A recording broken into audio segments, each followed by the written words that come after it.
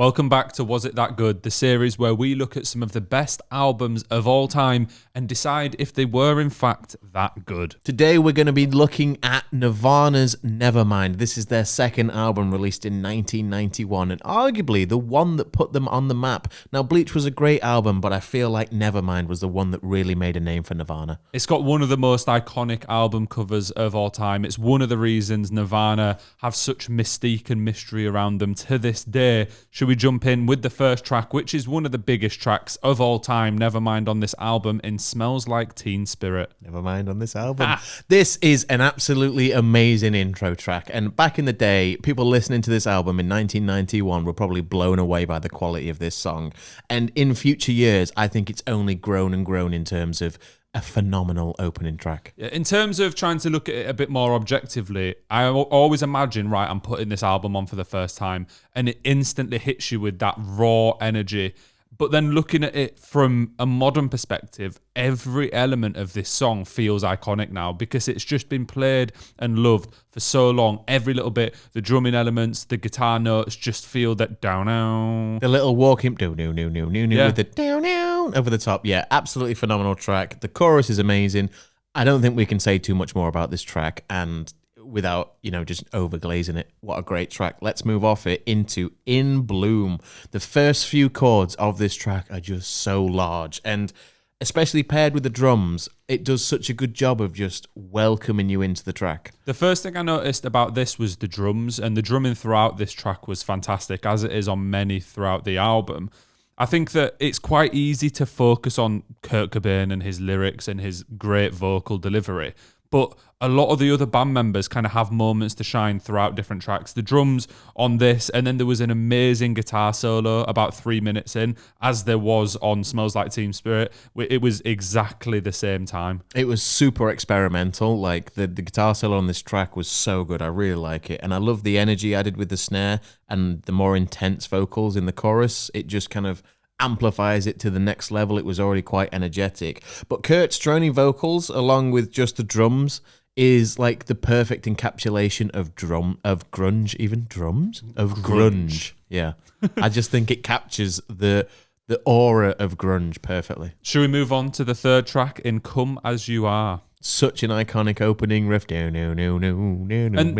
the best thing about that riff is it's so simple. Mm-hmm. It's so easy to play, and it's such I think any guitarist or anyone in the world that's never even played guitar could learn that in 3 seconds. But again, it's free threats, isn't it? Again, it's just iconic at this point, as many of the tracks are on this album. When I actually listened to this, I picked up on one lyric that I thought was pretty wild. It was, "Come doused in mud, soaked in bleach, as I want you to be."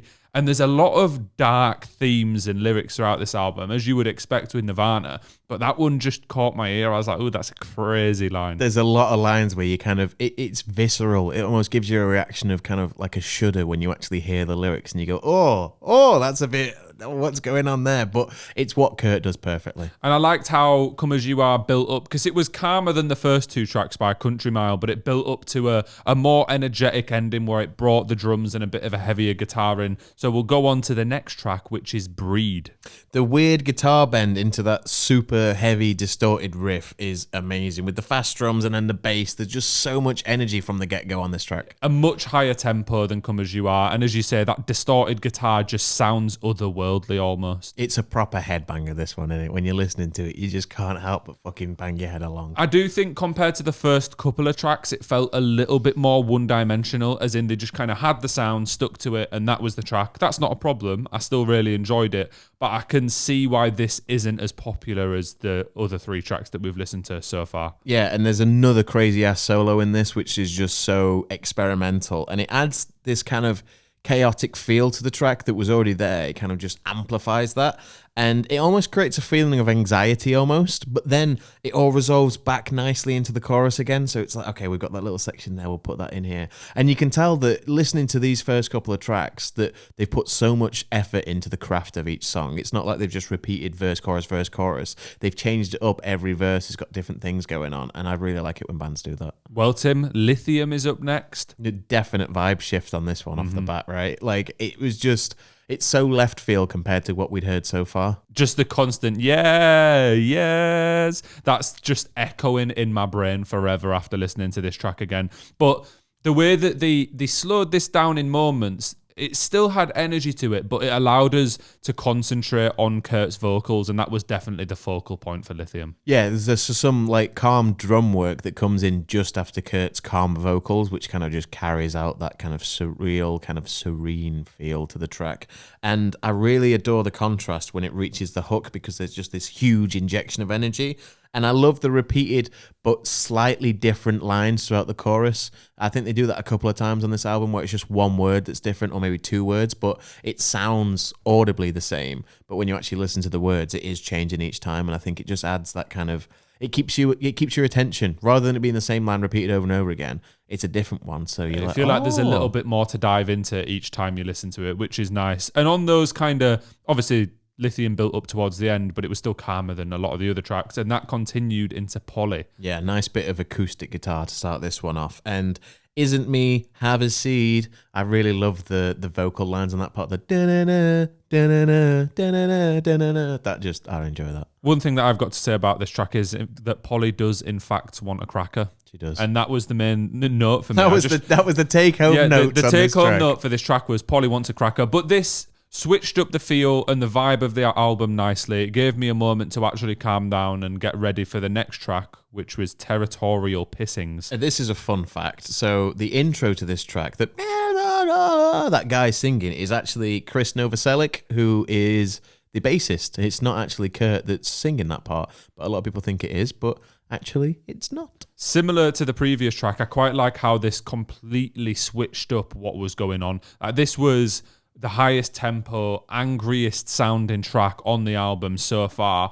And the ending was just screams. It was just like, yeah, angry, muffled, crazy screams. They've got to find a way, a better way, I'd better wait. That is a perfect encapsulation of what I was saying before. Got to find a way, a better way, I better wait. It just it's so audibly similar, but it's not the same words. But he could have easily said, a better way, a better way, a better way 3 times there, but instead he's switched up the vocabulary, and it's so simple but so effective. And like you were saying about the guitar lines, it's the same there, where they're really simplistic when you actually listen to what's happening, but in the grand scheme of things, it just sounds so good.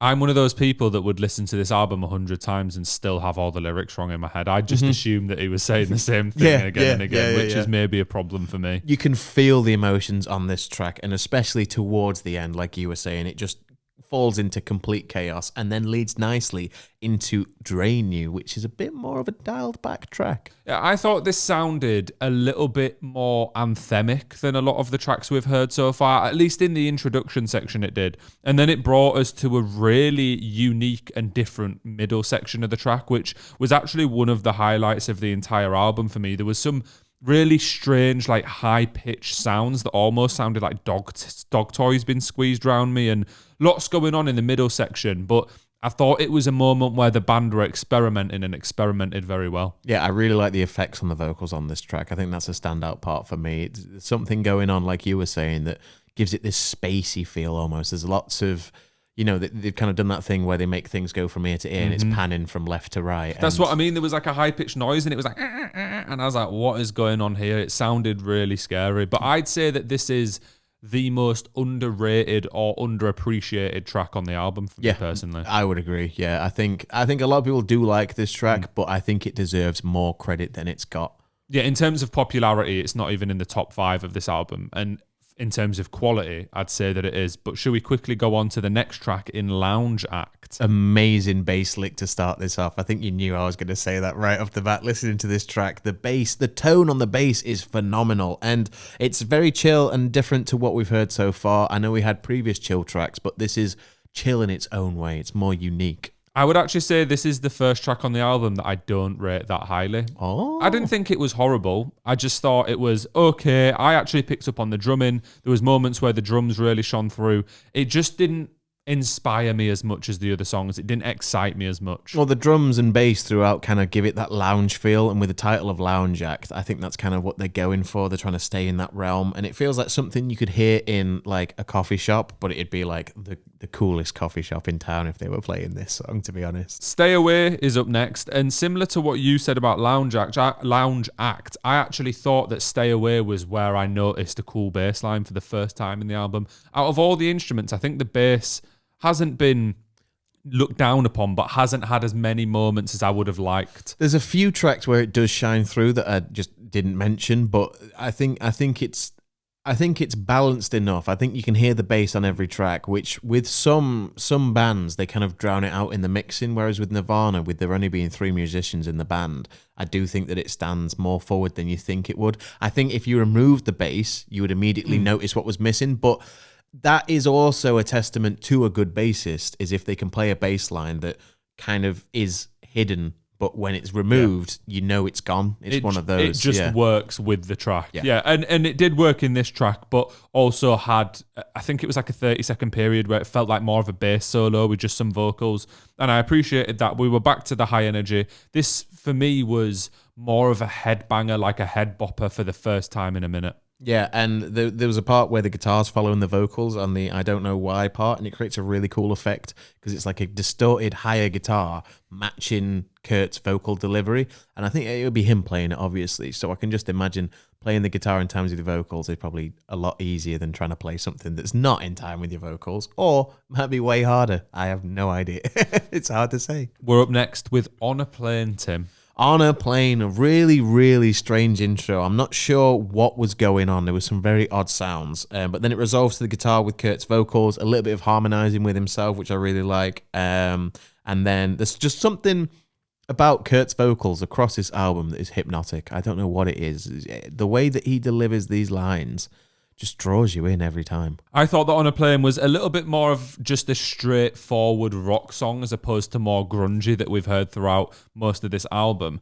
At one point, there was some really, not too high, but higher pitched vocals than we've had at any other point. That felt like reaching, like they were aiming for something, and Kurt delivered them fantastically well. But another thing I picked up on this track, it had a very haunted feeling, weird ending again, and they've done that so many times where you get to the end of the track and there's like, in this one it was like it's just I like it, but it also kind of breaks up the flow of the album a little bit for me. Yeah, it's the harmonized ooh-oohs at the end. It's ghostly almost is what I've got written down. I think I really like that part, but you think it breaks up the album for you? I like it, but I just think it puts a very abrupt end to every track, if that makes sense. Obviously, there's a few that don't have it, but the few where it just kind of reverts into like strange screams and noises and singing and stuff, I'm like, fair enough, I get that it's the band doing the thing, but it doesn't then bleed into the next track very well sometimes. Fair enough, yeah. I see what you're saying. The transitions aren't particularly there, but I think the track list in itself works.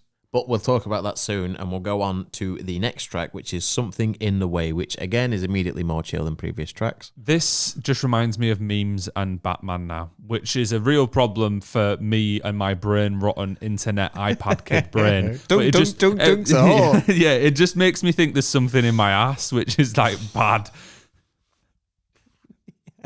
All right. Do you know what I mean? Not really, no. I don't. Have you not seen that meme? Yes, I have, but I don't think that I'm not going to repeat what you said. I'm going to leave that to you. There's very introspective lyrics on this track. Not the lyrics that you think are there. That's not the introspective I'm talking about. But the soft drums really add something to it. It really adds a nice dynamic. There's a lot going on. And it's an all-round serene sound, and it's very ethereal feeling. There's a very kind of airy, spacey vibe. And especially with the added strings in the background, they're very quiet, but they're there, and it's just enough that it like twigs your ear and you go, oh, what's going on there? Yeah, on a serious note, away from my ass, it is actually a very good calm song that kind of brings, again, like I've said a few times, the album does a good job of taking you in different directions and giving you a moment to relax, which we definitely needed, because in the last track, Endless, Nameless, it was just a hectic mess of weird sounds. This is so much heavier than everything else on the album, and we've already had heavy. This is just absolutely ridiculous. The distorted guitar, along with the pounding drums, and just everything else added to this. Oh, you're thinking about asses again, brother.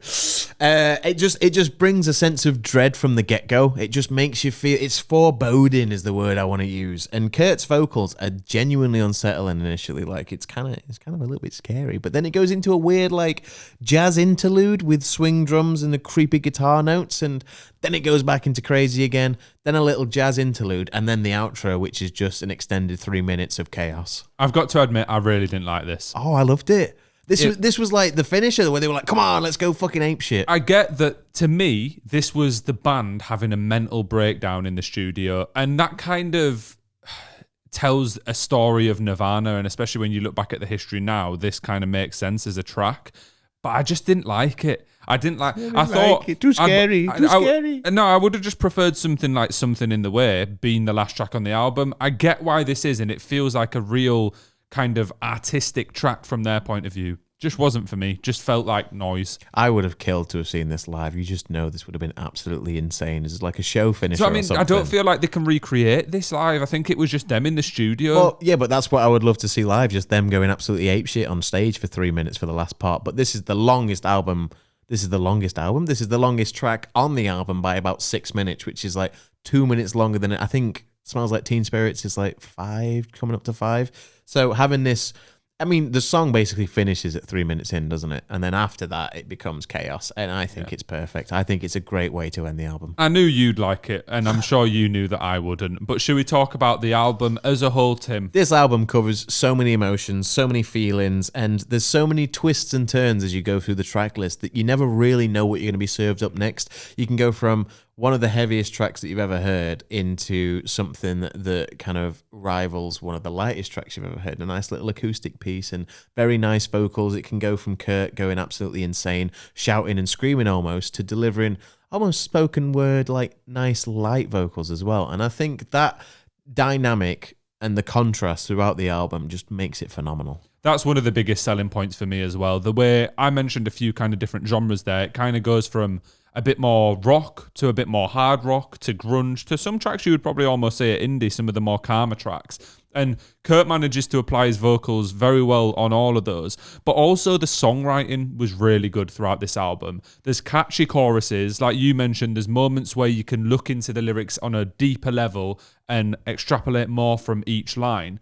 But it doesn't overdo it at the same time. There's enough tracks where it's quite simple and you just need to learn the chorus and you're going to have a good time. But then there's some tracks where it's really emotional and more story and thought-provoking. So I liked it for that element. Yeah, this album is clearly the forefather of grunge, and you can hear so many influences for future bands on this album. You can hear sounds from different artists that have taken from this, from all walks of, you know, the music scene.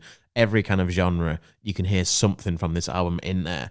And every track, like you were saying in terms of the tracks ending abruptly, I think every track has its own strong identity. They're all very unique and very of their own, but they all work nicely together in a track listing. I think the way that they've laid out is, you know, I don't think it could be changed. I think if you did change it up, it wouldn't flow as nicely as it does. I think if you were to go back in time and listen to this like now for the first time, it would perfectly place where Nirvana are on the music map, because they're not just a grunge band, they're a special, like, once in a lifetime band, and this album shows all the different sounds and the songwriting and everything that they can do all put into one. My only complaint with the album is I think the first 8 tracks were fantastic, and then I think it dropped off a little bit from that point. Maybe it was the band expressing themselves a little bit more as opposed to being as concentrated on the kind of grander sound and moments and music. But I do think 8 tracks, amazing. The rest, there was none that I'd say were horrible, other than maybe for my personal taste, the last track.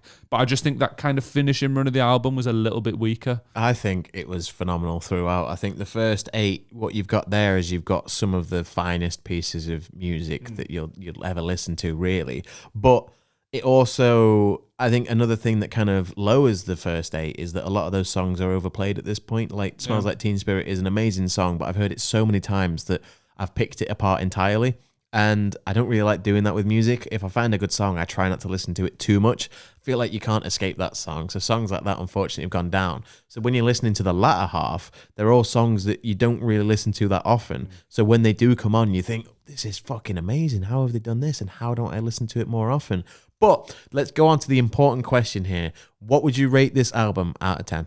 I'd give it an 8.5. I think the majority of the album was incredible. As I say, there's elements of this that I think pretty much anyone who listens to music can enjoy when listening to it. A few tracks didn't rub me the right way, but that's me personally because I'm not quite as into heavier music, and a few were teetering on that. But overall, pretty much every track has something to offer, and I really enjoyed it. How about you, Tim? I'm giving it a solid 9. I'm just straight up giving it a 9. I think it's a phenomenal album. I think the influence that it's had can't be understated, and I don't think much more needs to be said about it. Well, the question of was it that good has been answered because we've both given it a very good score. So it definitely was that good. And if you have enjoyed this video, please do remember to hit like and subscribe. We've done a lot of videos in this series now. Can you think of any off the top of your head? Come on, I do this to you every time. Was it that good? What videos have we done? Radiohead, yeah. OK Computer, Blink 182. We haven't done Blink 182. Have we done Blink 182? What did we do? Enemy of the State? Yeah, we did. Some other ones as well. Go check them out on the channel. We've got a playlist for them. This will be in that playlist, so just go check that out. Like and subscribe. Peace.